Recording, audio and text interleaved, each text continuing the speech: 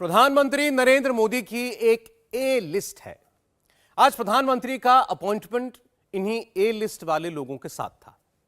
प्रधानमंत्री नरेंद्र मोदी आज एक गांव में पहुंचे। शुद्ध ग्रामीण परिवेश में उन्होंने एक पंचायत लगाई, ग्रामीणों से बात की, कुछ लोगों की सुनी, कुछ अपनी सुनाई। आप सोच रहे होंगे कि प्रधानमंत्री की ये ए लिस्ट क्या है। आपको इस ए लिस्ट का पूरा फैक्टर बताते हैं।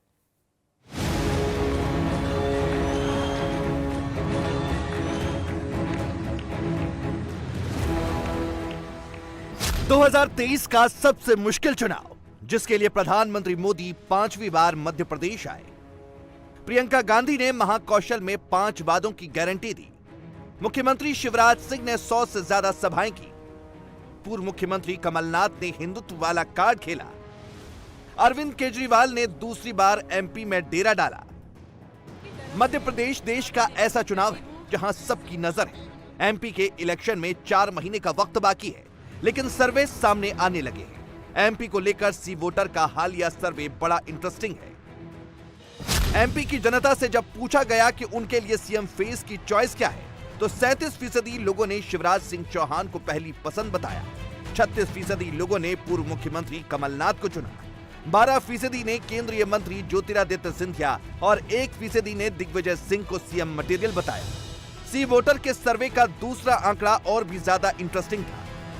सर्वे के मुताबिक विधानसभा चुनाव में बीजेपी को 106 से 118 सीटें मिलने का अनुमान है, जबकि कांग्रेस को 108 से 120 सीटें मिलने की उम्मीद है। 230 विधानसभा सीटों वाली एमपी विधानसभा में बहुमत का आंकड़ा 115 है। 2018 के विधानसभा चुनाव में बीजेपी को एमपी में 109 सीटें मिली थी और कांग्रेस ने 114 सीटों पर जीत दर्ज की थी। हालांकि 2020 में सिंधिया की बगावत के बाद गणित बदल गया था। फिलहाल बीजेपी के पास 127 और कांग्रेस के पास 96 सीटें, लेकिन इस बार टक्कर कांटे की है। 2024 के पहले लड़ाई 2023 के सबसे बड़े चुनाव की है। इसलिए मोदी ने एमपी में अभी से मोर्चा संभाल लिया है। आज पीएम एमपी के आदिवासी बेल्ट शहडोल में थे। एमपी के इलेक्शन में आदिवासी फैक्टर कितना बड़ा है, इसकी एक एक डिटेल आपको देंगे, लेकिन पहले आपको पीएम मोदी की वो टेक्निक दिखाते हैं जिसने आदिवासी समुदाय के एक एक शख्स को मोदी का फैन बना दिया। मोदी ने आज कैसे एमपी में घाट पंचायत लगाई, पहले वो देखिए।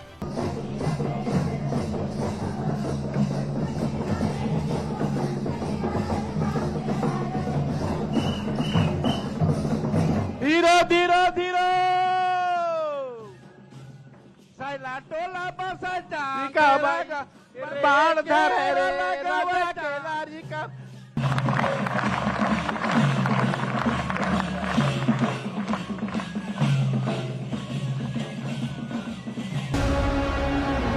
मध्य प्रदेश में 2018 के विधानसभा चुनाव में आदिवासी वोटरों ने बीजेपी को बड़ा झटका दिया था। 15 साल से सत्ता का सुख भोग रही बीजेपी को 15 महीने विपक्ष में बैठना पड़ा था। इसीलिए अब बीजेपी दोबारा आदिवासी वोट बैंक पर फोकस करने के लिए अपना पूरा जोर लगा रही है। आंकड़ों पर गौर करिए। 2003 में बीजेपी मध्य प्रदेश की सत्ता पर काबिज हुई थी और बीजेपी की इस जीत में आदिवासियों का बहुत बड़ा रोल था। एमपी में 2003 के विधानसभा चुनाव में 41 सीटें आदिवासियों के लिए रिजर्व थी, जिसमें से 37 सीटों पर बीजेपी ने जीत दर्ज की थी। केवल 4 सीटें कांग्रेस को मिली थी। 2008 के विधानसभा चुनावों में भी 41 सीटें आदिवासियों के लिए रिजर्व थी। इसमें से 31 सीटों पर बीजेपी और 10 सीटों पर कांग्रेस को जीत मिली थी। 2013 में परिसीमन के बाद आदिवासियों की आरक्षित सीटें बढ़कर 47 हो गई थी। इसमें से भी बीजेपी ने 31 सीटों पर फिर से जीत हासिल की। 16 सीटें कांग्रेस को मिली। लेकिन 2018 के विधानसभा चुनाव में बाजी पलट गई। एमपी की 47 ट्राइबल रिजर्व सीटों में से 31 सीटों पर कांग्रेस को जीत मिली। बीजेपी को सिर्फ 16 सीटों पर संतोष करना पड़ा था और 15 साल सत्ता के सुख के बाद विपक्ष में बैठने के लिए मजबूर होना पड़ा था। यही वजह है कि बीजेपी अब कोई भी गलती दोहराना नहीं चाहती। बीजेपी का टोटल फोकस एमपी के आदिवासी वोट बैंक पर है। इसे इस तस्वीर से समझिए। आज जब प्रधानमंत्री नरेंद्र मोदी शहडोल में आदिवासी समुदाय के बीच मंच पर पहुंचे, तो सबसे पहले एमपी का गौरव गौंड समाज की आन बान और शान वीरांगना रानी दुर्गावती के प्रतिमा पर पुष्पांजलि अर्पित की। पीएम मोदी का स्वागत बैगा आदिवासी समुदाय के आभूषण और शांति के प्रतीक वीरन माला से किया गया। इसके बाद आदिवासी समुदाय की तरफ से पीएम मोदी को बैगा समुदाय का सबसे खास फेटा भी पहनाया गया। पीएम मोदी को गौण चित्रकारी की एक तस्वीर भी भेंट की गई। हमारे लिए आदिवासी समाज सिर्फ एक सरकारी आंकड़ा नहीं है, ये हमारे लिए संवेदनशीलता का विषय है, भावनात्मक विषय है। जब मैं पहली बार गुजरात का मुख्यमंत्री बना था, उसके भी बहुत पहले से मैं इस दिशा में प्रयास कर रहा हूं। हमारे जो गवर्नर है श्रीमान मंगूभाई, आदिवासी परिवार के होनहार नेता रहे हैं। करीब 50 साल से मैं और मंगूभाई आदिवासी इलाकों में एक साथ काम करते रहे हैं। अब इसके पीछे के गणित को भी समझिए। साल 2011 की जनगणना के मुताबिक मध्य प्रदेश में अनुसूचित जनजाति की जनसंख्या 1,53,00,000 से भी ज्यादा है। मतलब मध्य प्रदेश में आबादी का 20% से ज्यादा हिस्सा आदिवासी समुदाय का है और प्रदेश की करीब 35 विधानसभा सीटें ऐसी हैं जहां आदिवासी वोटर 50,000 से ज्यादा है। अब आपको मध्य प्रदेश का एक और समीकरण समझाते हैं। मध्य प्रदेश के आदिवासी बहुल इलाकों में 84 विधानसभा सीटें आती हैं। 2013 में बीजेपी ने 84 में से 59 सीटों पर कब्जा किया था, लेकिन 2018 में यह आंकड़ा 59 से घटकर 34 सीटों पर आ गया था और इसी डैमेज ने सत्ता के सिंहासन की चाबी शिवराज से लेकर कमलनाथ को सौंप दी थी। हालांकि अब लड़ाई 2023 की है। 4 महीने बाद मध्य प्रदेश में विधानसभा का चुनाव होना है, इसलिए बीजेपी और कांग्रेस दोनों का फोकस इस वक्त आदिवासी वोट बैंक पर है। आज पीएम मोदी ने शहडोल में आदिवासी वोट बैंक को सेट करने की कोशिश की। 12 जून को प्रियंका गांधी ने महाकौशल के जबलपुर में पहुंचकर यही कोशिश की थी। पीएम मोदी ने आज शहडोल से सिकल सेल एनीमिया मिशन की लॉन्चिंग की। 12 जून को प्रियंका गांधी ने जबलपुर से 5 वादों वाला गारंटी कार्ड लॉन्च किया था। साथियों, गारंटी की इस चर्चा के बीच आपको झूठी गारंटी देने वालों से भी सावधान रहना है और जिन लोगों की अपनी कोई गारंटी नहीं है, वो आपके पास गारंटी वाली नई नई स्कीम लेकर आ रहे हैं। उनकी गारंटी में छिपे खोट को पहचान लीजिए। झूठी गारंटी के नाम पर उनके धोखे के खेल को भांप लीजिए। साथियों, जब वो मुफ्त बिजली की गारंटी देते हैं तो इसका मतलब है कि वो बिजली के दाम बढ़ाने वाले हैं। जब वो मुफ्त सफर की गारंटी देते हैं तो इसका मतलब है कि उस राज्य की यातायात व्यवस्था बर्बाद होने वाली है। जब वो पेंशन बढ़ाने की गारंटी देते हैं तो उसका मतलब है कि उस राज्य में कर्मचारियों को समय पर वेतन भी नहीं मिल पाएगा। जब वो सस्ते पेट्रोल की गारंटी देते हैं तो इसका मतलब है कि वो टैक्स बढ़ाकर आपकी जेब से पैसे निकालने की तैयारी कर रहे हैं। जब वो रोजगार बढ़ाने की गारंटी देते हैं तो इसका मतलब है कि वो वहां के उद्योग धंधों को चौपट करने वाली नीतियां लेकर के आएंगे। कांग्रेस जैसे दलों की गारंटी का मतलब नियत में खोट और गरीब पर चोट, यही है उनके खेल। इसलिए आपको कांग्रेस समेत ऐसे हर राजनीतिक दल की गारंटी से सतर्क रहना है।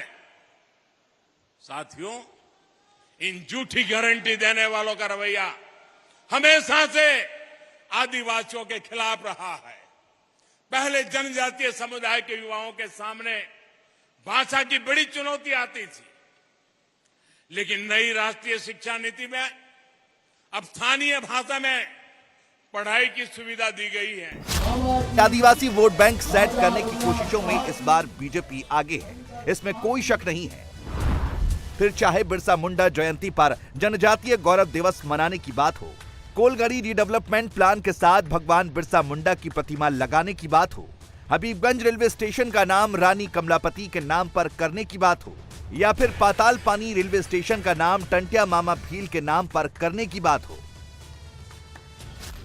वीरांगना रानी दुर्गावती जी का बलिदान दिवस पर सम्मानीय प्रधानमंत्री जी रानी दुर्गावती जी के चरणों में भी श्रद्धा के सुमन अर्पित करने वाले थे, लेकिन भयानक बारिश के कारण, मौसम की खराबी के कारण प्रधानमंत्री जी ने कहा कि इस समय जनता को अनावश्यक परेशानी होगी, लेकिन उसी दिन उन्होंने कहा कि मैं शहडोल आऊंगा जरूर, और आज वो सौभाग्य से हमारे बीच पधारे हुए हैं।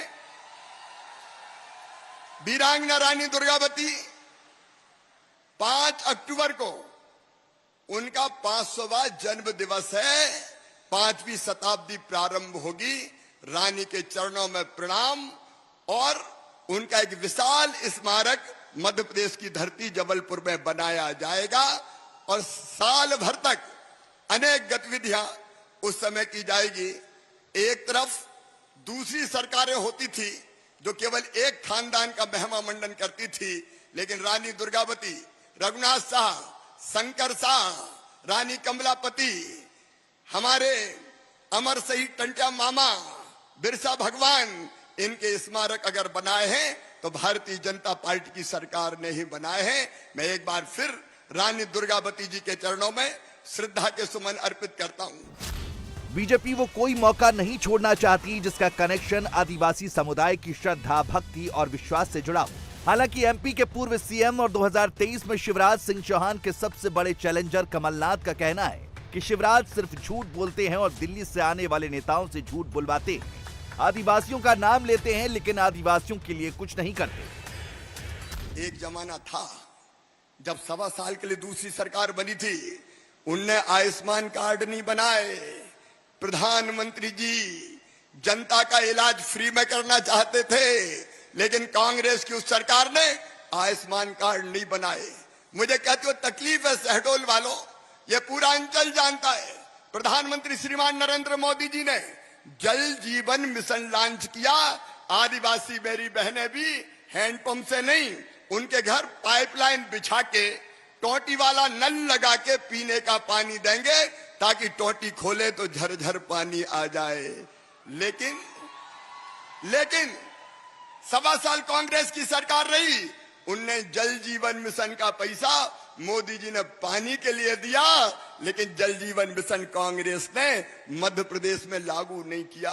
अरे और तो और, प्रधानमंत्री आवास के लिए प्रधानमंत्री जी ने कहा जाओ गरीबों के घर बनाओ, लेकिन पता नहीं क्या तकलीफ थी, कांग्रेस और कमलनाथ जी को 2 लाख से ज्यादा प्रधानमंत्री आवास वापिस कर दिए। बोले हमें नहीं चाहिए, ये गरीबों के साथ अन्याय क्यों कांग्रेस ने किया, कांग्रेस को बताना पड़ेगा।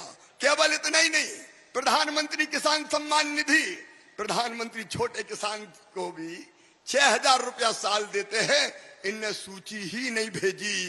एक नहीं, प्रधानमंत्री जी की, भारत सरकार की ऐसी अनेकों योजनाएं जो जनता की जिंदगी बदल देती, कांग्रेस की 1.25 साल की सरकार ने लागू नहीं की। बहनों और भाइयों, लागू नहीं की। शिवराज सिंह जी माहिर हैं झूठ बोलने में और दूसरों से झूठ बुलवाने में। आज प्रधानमंत्री आ रहे हैं शहडोल, ये मैं तो चाहूंगा कि प्रधानमंत्री जी उनसे पूछें कि मध्य प्रदेश में सबसे ज्यादा आदिवासी अत्याचार क्यों है। प्रधानमंत्री पूछे शिवराज सिंह जी से कि मध्य प्रदेश सबसे भ्रष्ट प्रदेश क्यों है। ये प्रधानमंत्री से भी झूठ बुलवा देंगे, उनको कागज देके। अमित शाह जी आए थे, उनसे झूठ बुलवा दिया। नड्डा जी आएंगे, झूठ बुलवा देंगे। झूठ बोलने में तो माहिर हैं ही, अब ये झूठ बुलवाने में भी माहिर बन गए। एमपी में इस वक्त बीजेपी सत्ता बचाने के लिए मेहनत कर रही है और कमलनाथ सत्ता पाने के लिए संघर्ष। लेकिन बीजेपी और कांग्रेस की टाइट फाइट के बीच आज केजरीवाल ने भी एंट्री की। केजरीवाल ने एमपी में चंबल वाले बेल्ट को चुना है, जहां 2018 में कांग्रेस के लिए एक तरफा वोट पड़ा था। लेकिन सिंधिया की बगावत के बाद पूरा का पूरा खेल उल्टा हो गया था। आज केजरीवाल और भगवंत मान ने ग्वालियर में रैली की। केजरीवाल ने अपने भाषण की शुरुआत ही व्यापम घोटाले से की। दिल्ली और पंजाब की तरह एमपी में भी फ्री वाली रेवड़ी की गारंटी दी। बीजेपी और कांग्रेस पर डायरेक्ट अटैक किया। यहां आ रहा था, किसी ने मुझसे पूछा सर कहां जा रहे हो? मैंने कहा मध्य प्रदेश जा रहा हूं। कहते हैं वही जहां व्यापम घोटाला हुआ था।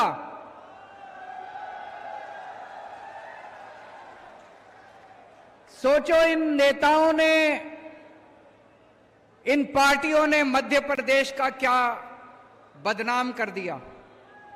मध्य प्रदेश के लोग मेहनती लोग हैं, मध्य प्रदेश के लोग ईमानदार लोग हैं, मध्य प्रदेश के लोग देशभक्त लोग हैं। लेकिन आप जब पूरे देश के अंदर मध्य प्रदेश की चर्चा होती है तो लोग कहते हैं वही राज्य जहां पे व्यापम घोटाला हुआ था। जैसे दिल्ली के लोगों ने बीजेपी और कांग्रेस को उखाड़ के फेंका, जैसे पंजाब के लोगों ने बीजेपी, कांग्रेस, अकाली दल को उखाड़ के फेंका। एक मौका आप लोग आम आदमी पार्टी को देके देखो। मैं आपको कहना चाहता हूं, आप इस मामा को भी भूल जाओगे और मामा के सारे इन चेले चपाटों को भी भूल जाओगे।